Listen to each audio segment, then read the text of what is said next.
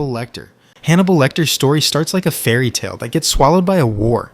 He's an aristocratic child in Lithuania, living at Lecter Castle with loving parents and his little sister, Misha. When the Eastern Front closes in during World War II, the family retreats to a remote hunting lodge. A Soviet tank stops for water. A German Stuka bombs it. The blast kills everyone but the children. And then the real nightmare walks in. 6 local collaborators, led by Vladis Grudas, loot the lodge, lock Hannibal and Misha in a barn, and, as winter starvation sets in, take Misha outside and butcher her for meat. Hannibal's arm is broken when he tries to stop them. Later he learns the men even fed him a broth made from his sister's remains. The 8-year-old survives, mute and shackled, and is dumped back at his castle, now an orphanage, hollowed out by grief. He's rescued by family in France and raised by his cultured aunt, Lady Murasaki. The boy excels. Languages, anatomy, art. Polite, brilliant, unreadable. But the trauma curdles into a purpose. When a market butcher publicly insults Murasaki, Hannibal tracks him down, beheads him, and eats part of his face. His first kill, carried out with surgical calm. He enrolls in medical school, perfecting anatomy on cadavers while privately assembling a list. The wolves who devoured Misha. One by one, he hunts them across post-war Europe, killing with precision and ceremony, carving an M for Misha into at least one man's flesh.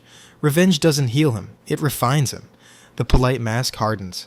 Cannibalism becomes a ritual of contempt and control, a way to turn the powerless boy in the barn into the man who decides who deserves to be meat. Jigsaw. John Kramer was a successful, careful man, an engineer and a family man who believed in building things that lasted.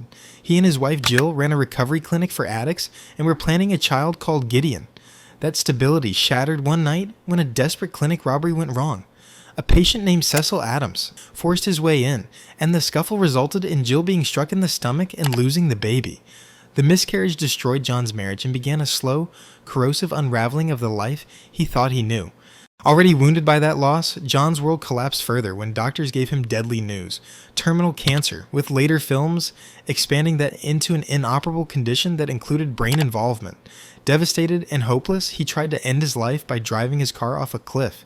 He survived the crash, badly injured, and in that survival had an epiphany. Facing death made him appreciate life in a way he believed most people never did. From that moment, he decided his purpose was to force others to confront the value of their lives. What followed was methodical, almost clinical. John used his engineering mind to design symbolic tests, traps that mirrored what he saw as each victim's moral failing, and staged scenarios where survival required brutal self-examination and painful sacrifice. His first target was Cecil, the man directly linked to Jill's miscarriage. John abducted him, put him in a chair rigged with blades, and left him to the rules of the game. Over time, he refined the apparatus, the microcassettes, the pig-masked abductions, and even the ritual of removing a jigsaw-shaped piece of flesh from those who failed, as an attempt to teach people to value life rather than simply punish them. He never publicly embraced the label killer. In his own rationalization, he was an instructor, not a murderer. Pinhead. Elliot Spencer was once just a man, a British soldier who fought in World War I. The horrors of the battlefield left him broken. He saw so much death and cruelty that he lost faith in humanity and even in God. When the war ended, Elliot came home numb, searching for something to make him feel alive again. That search took him down darker and darker paths until he discovered a strange puzzle box known as the Lament Configuration. People whispered that it could unlock ultimate pleasure, and Elliot, desperate for meaning, solved it. But instead of pleasure, the box opened a gateway to another dimension. Hooks and chains tore into his flesh, and his body was remade. His head marked with deep cuts and nails driven into each scar. Elliot Spencer died that day, and in his place was born Pinhead, the leader of the Cenobites.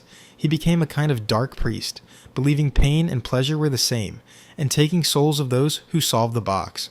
What makes his story tragic is that he wasn't always a monster. He was a man destroyed by war, so broken that he sought answers in the wrong place, and lost his humanity forever. Norman. Norman Bates' story is tragedy before it becomes horror. A slow, believable collapse from a damaged childhood into full-blown psychosis. He's not introduced as a monster. He's introduced as a shy, dependent young man, shaped almost entirely by one person, his mother, Norma.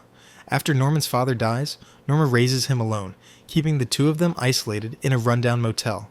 She teaches him that the outside world is corrupt and that women who step outside her narrow rules are dangerous or immoral.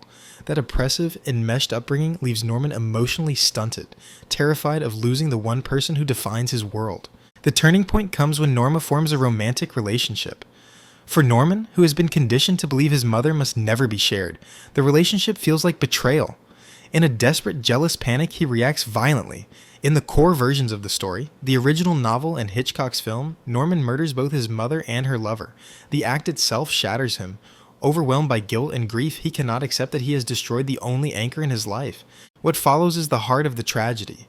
Instead of confronting what he has done, Norman fractures. He preserves his mother's corpse and to ward off unbearable shame, constructs an alternate identity, Mother. This personality is not merely a cover, it is a psychological refuge. As Mother, Norman can deny responsibility entirely. In his mind, the dead woman remains alive, righteous and jealous on his behalf.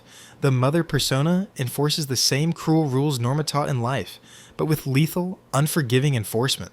When Norman's repressed desires or fears surface, it is Mother who acts, stalking, luring, and killing women who threaten the false family order, while the real Norman retreats into confusion and denial. Norman Bates is tragic because his monstrosity arises out of need, fear, and a childhood that taught him to equate love with possession.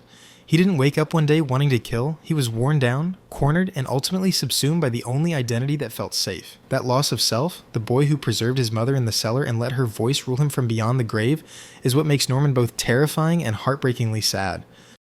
Dexter. Dexter Morgan's origin reads like the dark seed of the whole show, a single, brutal childhood moment that explains everything he becomes. When he was a toddler, Dexter and his older brother were left alone after their mother, Laura Moser, was murdered by violent criminals tied to the drug trade. The boys were shoved into a container at the murder scene and left there. When the police finally opened it, Dexter was found soaked in his mother's blood. Harry Morgan, the detective who discovered the scene, took Dexter home and adopted him. Brian, the older brother, was sent away into the foster system. From very early on, Dexter showed what everyone else called strange behavior. He killed neighborhood animals and seemed emotionally blank. Harry saw it not as a pathology to punish, but as something to control. Instead of turning Dexter in, Harry taught him a rulebook, later called the Code of Harry, a strict surgical set of rules meant to channel this urge into something that, theoretically, did less harm. Only kill people who are proven murderers, never leave traces, and never get caught. Harry's lessons gave Dexter ritual, tools, and a moral framework that let him keep living a double life. Dexter grows up performing normal roles, a son and eventually a forensics technician who studies blood spatter for a Miami Metro, while the dark passenger inside him demands release. His day job is the perfect cover. It gives him access to crime scenes, victims, and the knowledge to stay one step ahead of detection. Under Harry's tutelage, he learns to build kill rooms, to anesthetize victims, to take souvenirs of justice, and to wipe every last fingerprint away. He becomes a methodical, almost clinical avenger, a serial killer who hunts other killers. Candyman. Daniel Robitaille was a talented black portrait painter in the 19th century whose life was destroyed by racism and violent reprisal. He fell in love with a white woman, in most versions called Caroline, and when their affair and her pregnancy were discovered, a mob formed to punish him. The men captured Daniel, severed his right hand, the very hand he used to paint, smeared his wounds with honey, and left him to be stung to death by bees. His body was then burned. That brutal, humiliating murder transformed him into something else, the vengeful spirit known as Candyman. The image that haunts the movies, a pale, hook-handed figure surrounded by bees, comes directly from that lynching. In the 1992 film, Candyman becomes a mirror-invoked urban legend. Say his name 5 times, and he appears to enact bloody revenge on those who summon him. Tony Todd's performance sealed the character in pop culture. Equal parts elegiac and terrifying, he gives Candyman a tragic dignity that makes him more than just a monster. Modern retellings, especially the 2021 sequel, intentionally expand the myth again. That film reframes Candyman less as a single murderous ghost and more as a representation of collective racial violence. A spirit formed from many black bodies and many lynchings, invoked when systemic abuses and erased histories are confronted. The update keeps the hook and bees as symbolic anchors, but shifts the meaning toward communal memory and righteous anger, rather than just one man's revenge. If you're presenting this as a narrative for viewers, that's an important arc to note. The original movie turned a painful historical mode of violence into a single urban legend ghost, and later works turned that ghost into a broader symbol of racial terror and the consequences of denying history. Tell everyone.